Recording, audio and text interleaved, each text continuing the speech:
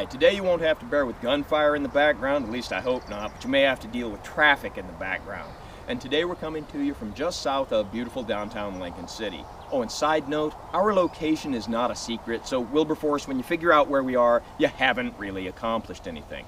But to get back on task, recently a lot of people have contacted me asking about the vehicles that various members of the crew drive, so here we are.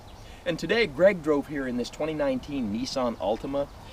It's an SR edition, and it has a really interesting feature of an 8-speed automatic transmission, and on either side of the steering wheel there's these paddle shifters so you can shift it up or down at your discretion for better performance. It also has 19-inch rims. But I think more people wanted to know about the older cars. Now this is my 1977 Pontiac Firebird.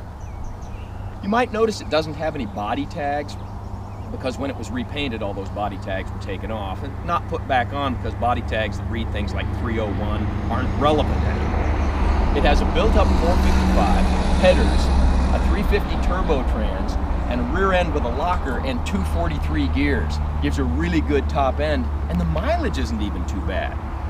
Now this is my 1972 Plymouth Roadrunner. It's kind of the opposite.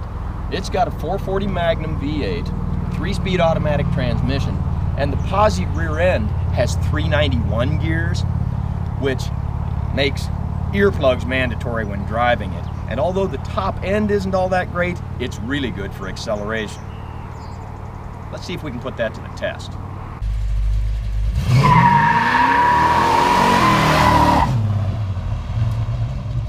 Now this is Roy's 2003 Chevy Suburban, which he describes as filthy as hell and beat to hell.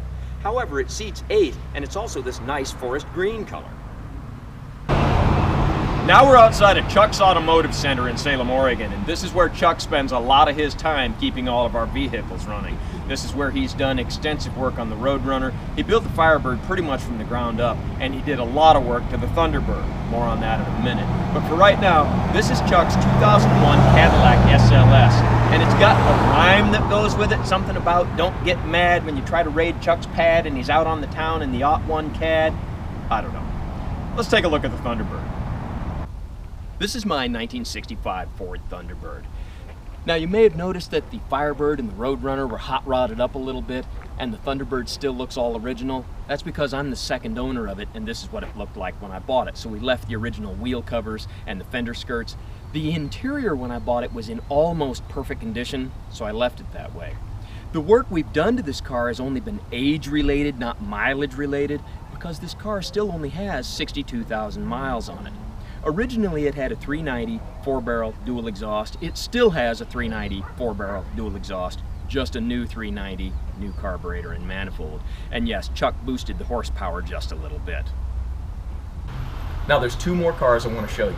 This is Brad's 1967 Ford Mustang, and it's convertible, and unfortunately, like a lot of convertibles of its era, when he bought it, it had a lot of interior rust. Sitting in this was like sitting in Fred Flintstone's car. Your feet just went right to the ground.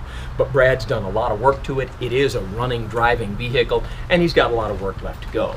Now, one other thing is people ask me about what is my daily driving car. Well, this is it right here, a 2009 Jeep Wrangler.